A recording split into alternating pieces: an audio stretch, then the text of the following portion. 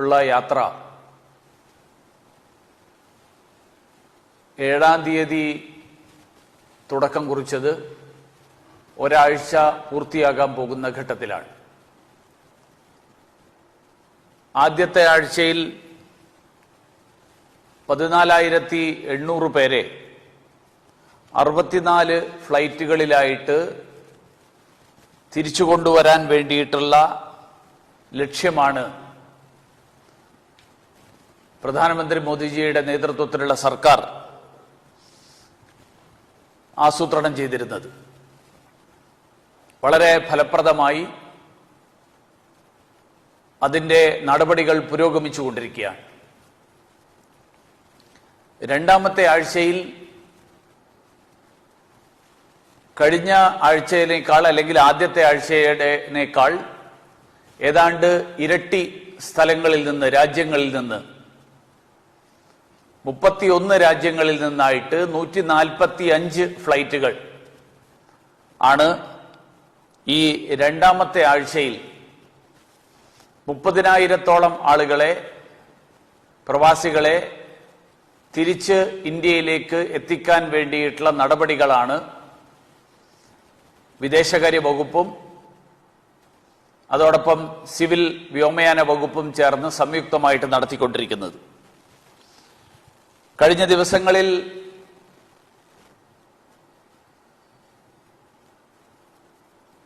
WhatsApp സന്ദേശങ്ങളിലൂടെയും അതേപോലെ ഫേസ്ബുക്കിലെ ഇൻബോക്സിലുമൊക്കെ സന്ദേശങ്ങൾ അയച്ചിട്ടുള്ള പ്രവാസികൾക്ക് അവരുടെ സംശയങ്ങൾക്ക് മറുപടി നൽകാനായിട്ട്, ആ സംശയങ്ങൾക്ക് ദൂരീകരണം നടത്താനായിട്ടാണ് ഞാൻ മുഖപുസ്തകത്തിലൂടെ ഞാനിവിടെ വീണ്ടും നിങ്ങളുടെ മുന്നിൽ എത്തിയിരിക്കുന്നത്. കസാക്കിസ്ഥാനിലെ അൽമട്ടിയിൽ നിന്ന് ആർദ്ര ചോദിച്ചിരിക്കുന്നത് തിരിച്ച് നാട്ടിലെത്താൻ സഹായിക്കണം എന്നുള്ള സന്ദേശമാണ് ആർദ്ര പറഞ്ഞിരിക്കുന്നത്.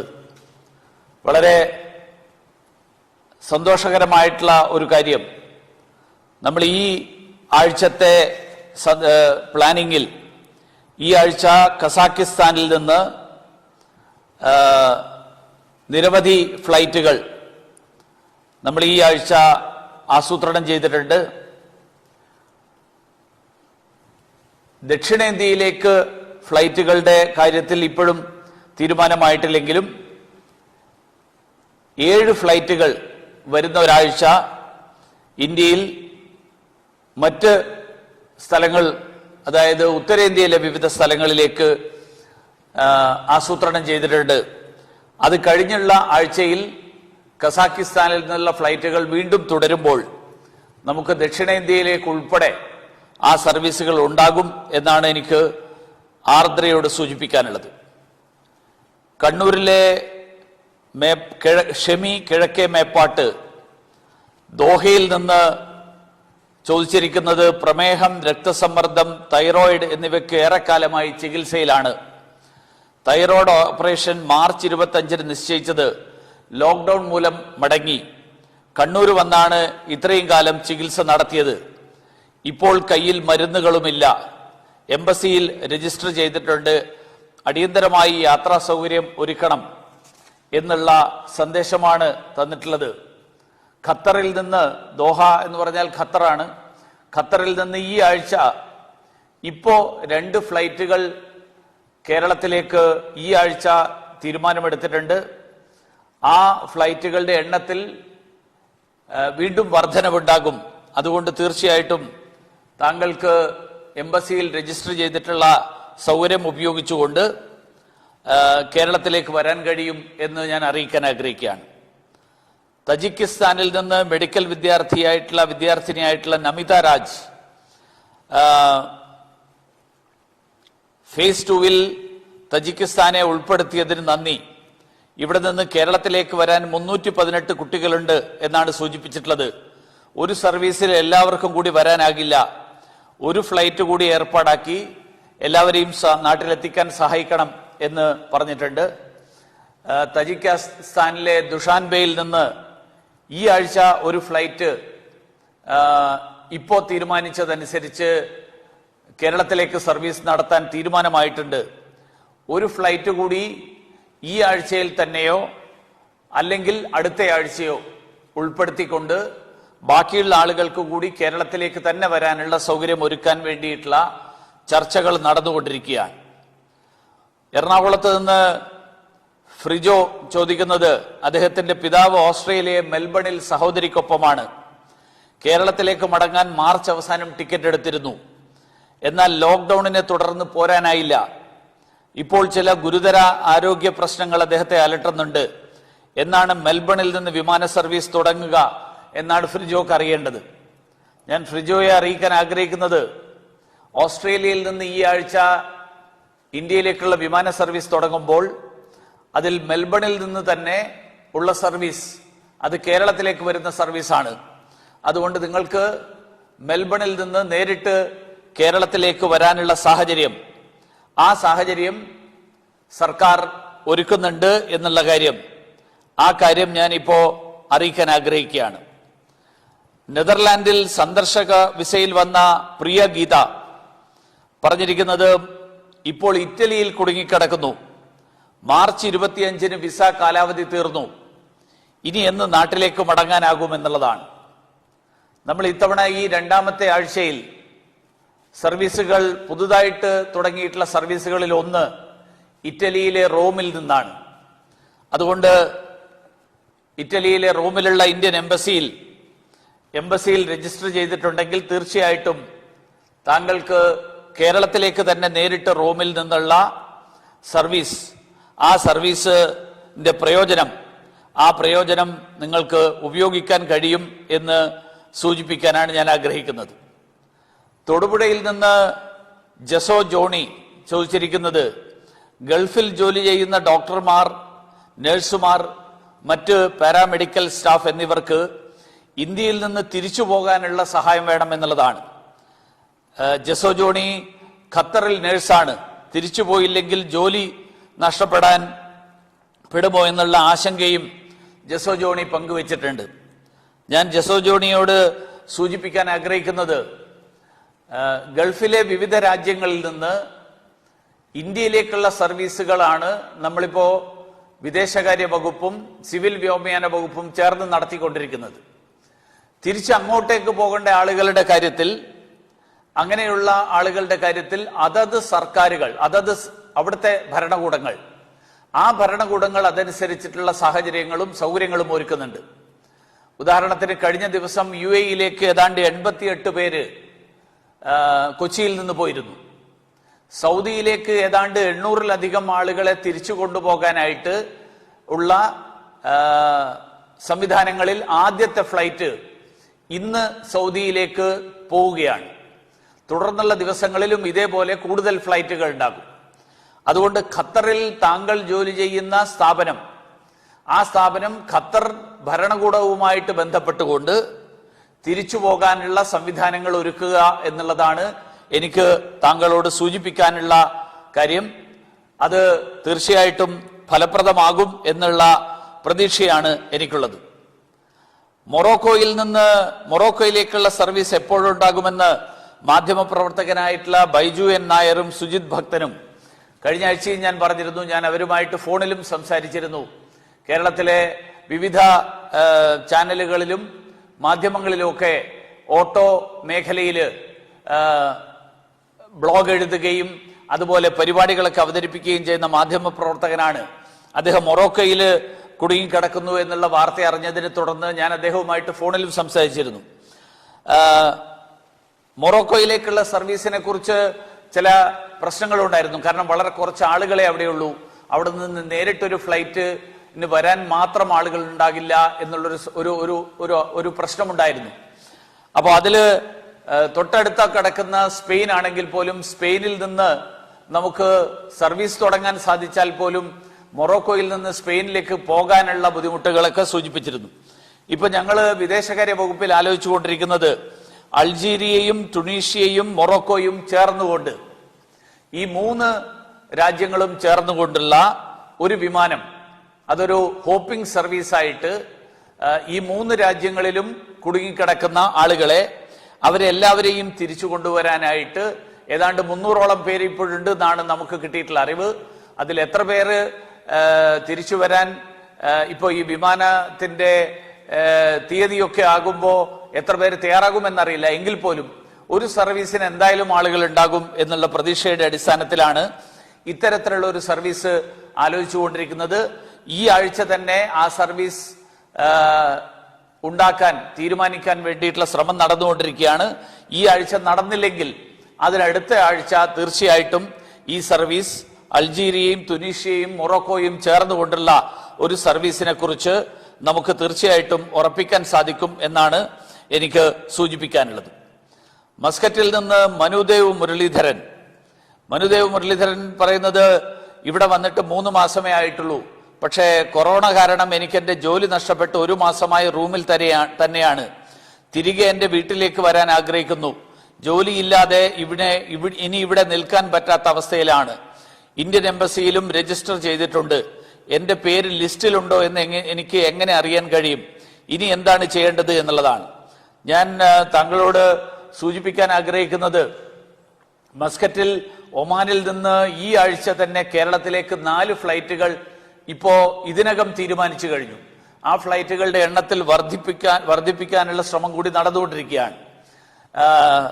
ഒന്ന് ഇന്ത്യൻ എംബസിയുമായിട്ട് ബന്ധപ്പെടുകയോ അല്ലെങ്കിൽ ഇന്ത്യൻ എംബസിയിൽ നിന്നുള്ള മെയിൽ സന്ദേശത്തിന് കാത്തിരിക്കുകയോ ചെയ്യണം എന്നുള്ളതാണ്. ഇന്ത്യൻ എംബസിയിൽ നിന്ന് ധാരാളം ആളുകളെ ഫോൺ ചെയ്ത് അറിയിക്കാൻ വേണ്ടിയിട്ട്, എല്ലാവരെയും ഫോൺ ചെയ്ത് അറിയിക്കാനാണ് കഴിഞ്ഞ ദിവസങ്ങളിലൊക്കെ എല്ലാ എംബസികളും ശ്രമിച്ചുകൊണ്ടിരിക്കുന്നത്.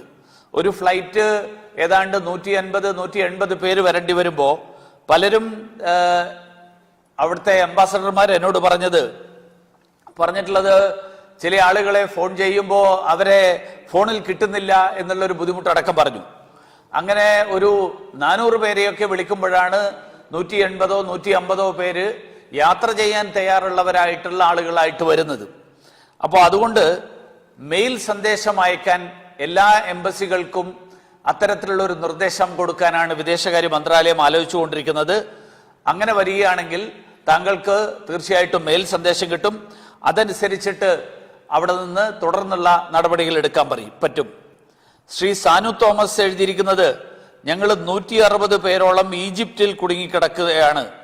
ദയവായി ഒരു ഫ്ലൈറ്റ് ഇവിടെ അയച്ച് കേരളത്തിലേക്ക് കൊണ്ടുവരണം എന്നുള്ളതാണ്. നമ്മൾ ഈ ആഴ്ച തന്നെ കൈറോവിൽ നിന്ന് 2 ഫ്ലൈറ്റുകൾ ഇന്ത്യയിലേക്ക് ആസൂത്രണം ചെയ്തുകൊണ്ടിരിക്കുകയാണ്. ഒരു ഫ്ലൈറ്റ് കൊച്ചിയിലേക്ക് വരുന്ന ഫ്ലൈറ്റ് ആയിരിക്കും. അതിൽ കൈറോവിൽ നിന്ന് നേരിട്ട് ഒരു ഫ്ലൈറ്റിനുള്ള ആളുകൾ ഉള്ളതായിട്ടുള്ള വിവരം കിട്ടിയിട്ടില്ല. താങ്കൾ 160 പേരെന്ന് പറഞ്ഞിട്ടുണ്ടെങ്കിൽ പോലും.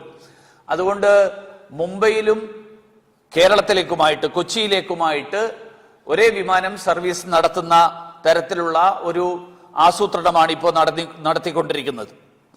അതുകൊണ്ട് ഈ ആഴ്ച തന്നെ താങ്കൾക്ക് അതിനുള്ള തയ്യാറെടുപ്പുകൾ നടത്താം. കൈറോയിലുള്ള ഈജിപ്തിലുള്ള ഇന്ത്യൻ എംബസി ആ കാര്യങ്ങൾ നിങ്ങളുമായിട്ട് കൺവേ ചെയ്യും. നിങ്ങൾക്ക് അങ്ങോട്ടും ബന്ധപ്പെട്ട് വിവരങ്ങൾ അറിയാൻ പറ്റും. ശ്രീ മുഹമ്മദ് മുസ്തഫ റാസൽ ഖൈമയിൽ നിന്ന് എഴുതിയിരിക്കുന്നത്, ജോലി നഷ്ടപ്പെട്ട് ഇപ്പോൾ UAE-യിൽ നിന്ന് നാട്ടിലേക്ക് മടങ്ങാൻ ഇന്ത്യൻ കോൺസുലേറ്റിൽ നിന്നുള്ള വിളിക്കായി കാത്തിരിക്കുന്നു. ആയിരക്കണക്കിന് ആളുകൾ വെയിറ്റ് ചെയ്യുമ്പോൾ വളരെ കുറച്ചു മാത്രം ഫ്ലൈറ്റുകൾ സർവീസ് നടത്തിയാൽ ഇതെന്നാണ് സാധിക്കുക എന്ന് ചോദിച്ചിട്ടുണ്ട്. ശ്രീ പ്രകാശ് കൊച്ചുപിള്ളയും സമാനമായിട്ടുള്ള ഒരു ചോദ്യം ചോദിച്ചിട്ടുണ്ട്. അദ്ദേഹം പറഞ്ഞിരിക്കുന്നത്, കൂടുതൽ ഫ്ലൈറ്റുകൾ ഗൾഫ് മേഖലകളിലാണ് വേണ്ടത്.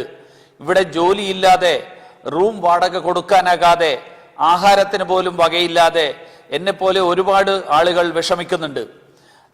ഇങ്ങനെ പോയാൽ, അതായത് ഈ കുറച്ച് ഫ്ലൈറ്റുകൾ മാത്രം വരുന്ന ഒരു സ്ഥിതി വന്നു കഴിഞ്ഞാൽ എന്ന് തിരിച്ചു വരാൻ കഴിയും എന്നൊരു പിടിയുമില്ല എന്നാണ് അദ്ദേഹം പറഞ്ഞിരിക്കുന്നത്. ഞാൻ ശ്രീ പ്രകാശ് കൊച്ചുപള്ളിയോടും ശ്രീ മുഹമ്മദ് മുസ്തഫയോടും പറയാൻ ആഗ്രഹിക്കുന്നത്, കഴിഞ്ഞ ആഴ്ച നമ്മൾ ഈ സംവിധാനം, അതായത് വന്ദേ ഭാരത് മിഷൻ അത് ആരംഭിച്ചപ്പോൾ നമ്മൾ ആദ്യത്തെ ആഴ്ച ഇന്ത്യയിലേക്ക് ആകെ 17 സർവീസുകളാണ് ഗൾഫിൽ നിന്ന് തുടങ്ങിയത്. ഈ ആഴ്ച നമ്മൾ കേരളത്തിലേക്ക് മാത്രം 36 സർവീസുകൾ ഇപ്പൊ തീരുമാനമെടുത്തു കഴിഞ്ഞു. അത് 45 ആക്കാൻ ഇന്നലെ ഈ തീരുമാനമെടുത്ത് പ്രഖ്യാപിച്ചതിന് ശേഷം എംബസിയിലെ ബന്ധപ്പെട്ട ഉദ്യോഗസ്ഥന്മാര് ഞാനുമായിട്ട് നടത്തിയ ചർച്ചയിൽ അത് 45 ആക്കാൻ വേണ്ടിയിട്ടുള്ള ശ്രമം ഇപ്പോൾ നടന്നുകൊണ്ടിരിക്കുകയാണ്. അതിനിയും വർദ്ധിപ്പിക്കണം എന്നുള്ള ഉദ്ദേശമാണ് എനിക്കുള്ളത്. ഏതാണ്ട് ഞാൻ ഇന്ന് സംസാരിച്ചപ്പോൾ 1,20,000-ഓളം ആളുകൾ UAE-യിൽ മാത്രം ഇന്ത്യൻ എംബസിയിൽ മലയാളികൾ രജിസ്റ്റർ ചെയ്തിട്ടുണ്ട്. മറ്റ് ഗൾഫ് രാജ്യങ്ങളിലെ കാര്യങ്ങൾ ഞാൻ പ്രത്യേകിച്ച് പറയുന്നില്ല. ഇപ്പൊ കുവൈറ്റിൽ ഏതാണ്ട് 15,000-ഓളം മലയാളികൾ രജിസ്റ്റർ ചെയ്തിട്ടുണ്ട്. ഖത്തറിൽ 27,000 മലയാളികൾ രജിസ്റ്റർ ചെയ്തിട്ടുണ്ട്. ഒമാനിൽ ഏതാണ്ട് 8,000-ഓളം മലയാളികൾ രജിസ്റ്റർ ചെയ്തിട്ടുണ്ട്. സൗദി അറേബ്യയിൽ 45,000-ഓളം മലയാളികൾ രജിസ്റ്റർ ചെയ്തിട്ടുണ്ട്. ബഹ്റൈനിൽ 11,000-ഓളം മലയാളികൾ രജിസ്റ്റർ ചെയ്തിട്ടുണ്ട്. അതുകൊണ്ട് തീർച്ചയായിട്ടും സർവീസുകൾ വർദ്ധിപ്പിക്കണം.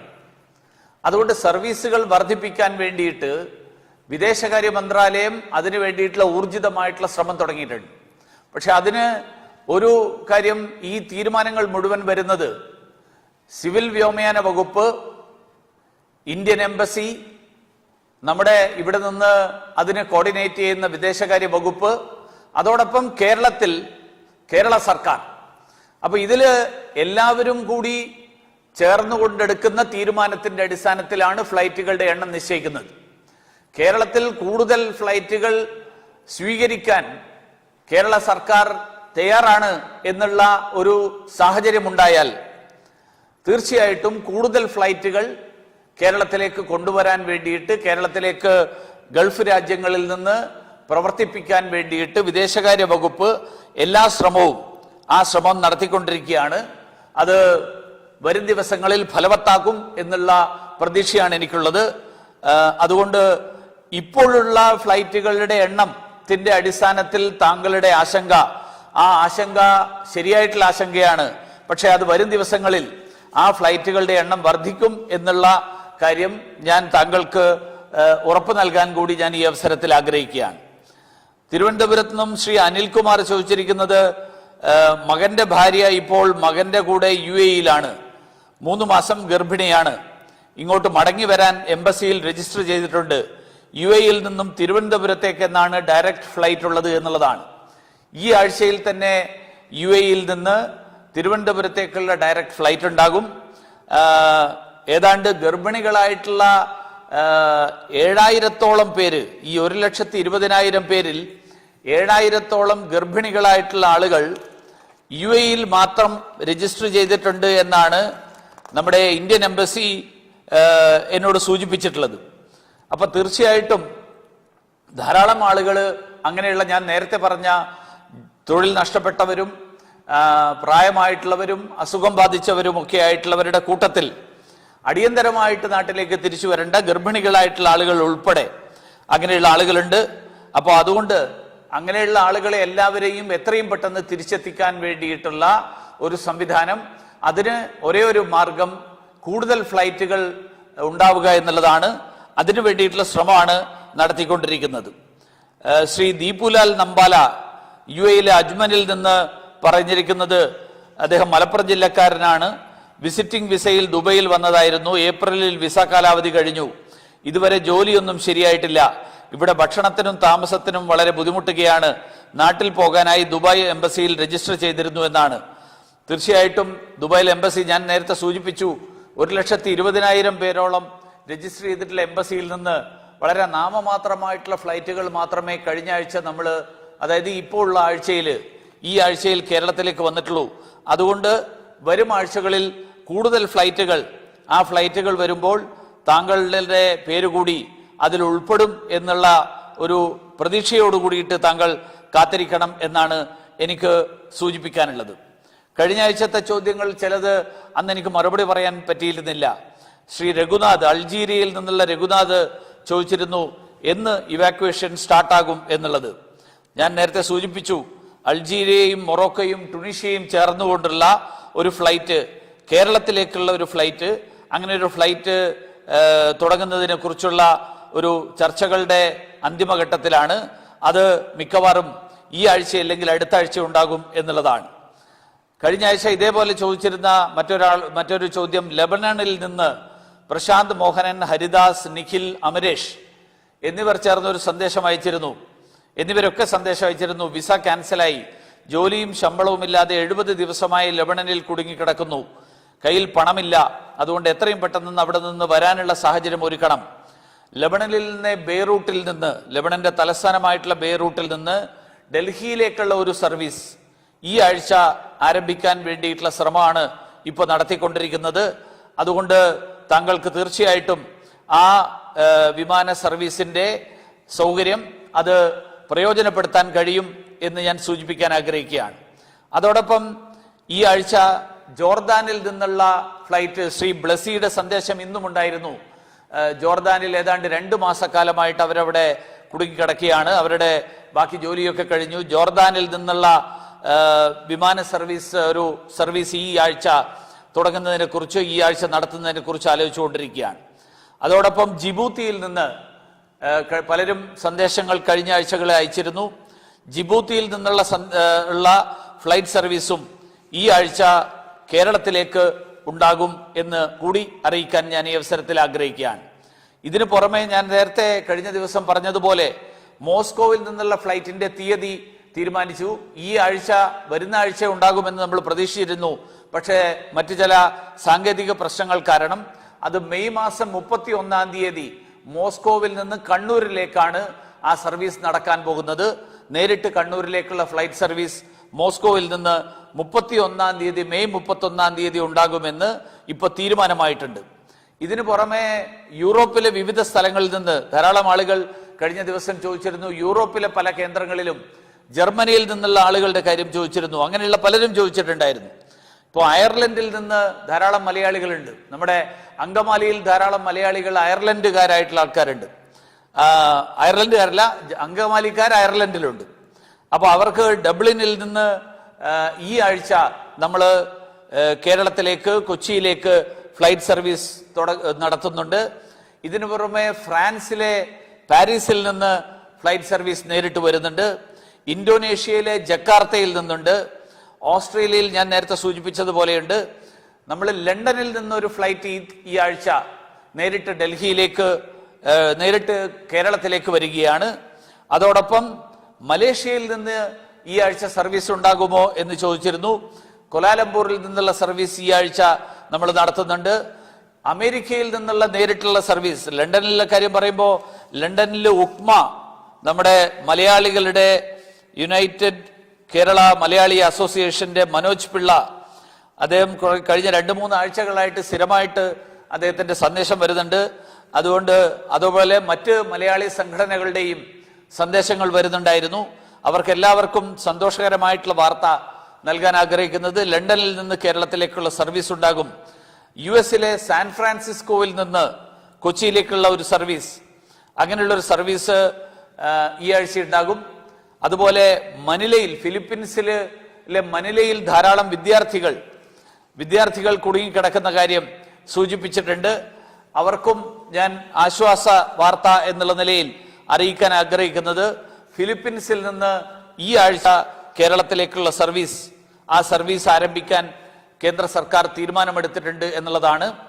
ഈ ആഴ്ച ഞാൻ നേരത്തെ സൂചിപ്പിച്ചതുപോലെ 31 രാജ്യങ്ങളിൽ നിന്നുള്ള 145 സർവീസുകൾ, അത് പിന്നീടുള്ള ചില രാജ്യങ്ങൾ കൂടി കൂട്ടിച്ചേർത്ത് വരുമ്പോൾ ആ 31 എന്നുള്ളത് വീണ്ടും വർദ്ധിക്കും. അങ്ങനെ വർദ്ധിച്ച സംഖ്യയിൽ ഈ ആഴ്ച കൂടുതൽ ആളുകൾ നമ്മുടെ രാജ്യത്തേക്കും കേരളത്തിലേക്കും വരുന്ന സാഹചര്യം ഒരുങ്ങുകയാണ്. 3-ാമത്തെ ആഴ്ചയിൽ ഇതിൽ നിന്ന് വീണ്ടും വർധനവുണ്ടാകാൻ ഇനിയും ധാരാളം സ്ഥലങ്ങളിൽ പലരുടെയും സന്ദേശങ്ങൾ എനിക്ക് വായിക്കാൻ സാധിച്ചിട്ടില്ല, സമയത്തിന്റെ പരിമിതികൾ കാരണം. അവരെല്ലാവരെയും തിരിച്ചു കൊണ്ടുവരാൻ കേന്ദ്ര സർക്കാർ ആഗ്രഹിക്കുന്നത് എത്രയും പെട്ടെന്ന് മുഴുവൻ ആളുകളെയും കേരളത്തിലേക്ക് തിരിച്ചെത്തിക്കുക എന്നുള്ള ലക്ഷ്യത്തോടു കൂടിയാണ് പ്രവർത്തിച്ചു കൊണ്ടിരിക്കുന്നത്. അതുകൊണ്ട് നിങ്ങളുടെ എല്ലാവരുടെയും ആശങ്കകൾക്ക് പരിഹാരം കണ്ടെത്താൻ വേണ്ടിയിട്ടുള്ള ആ ശ്രമമാണ് നടത്തിക്കൊണ്ടിരിക്കുന്നത്. വീണ്ടും ഇതുപോലെയുള്ള ആ സംശയങ്ങൾ മുഖപുസ്തകത്തിലും വാട്സാപ്പ് സന്ദേശങ്ങളുമായിട്ടും അയക്കാം. അടുത്ത ദിവസം ബാക്കി സംശയങ്ങൾക്കും കൂടുതൽ സ്ഥലങ്ങളിലേക്കുള്ള സർവീസുകളെ സംബന്ധിച്ചിട്ടുള്ള വിവരങ്ങളുമായിട്ട് വീണ്ടും കാണാമെന്ന് സൂചിപ്പിച്ചുകൊണ്ട് എല്ലാവർക്കും നമസ്കാരം.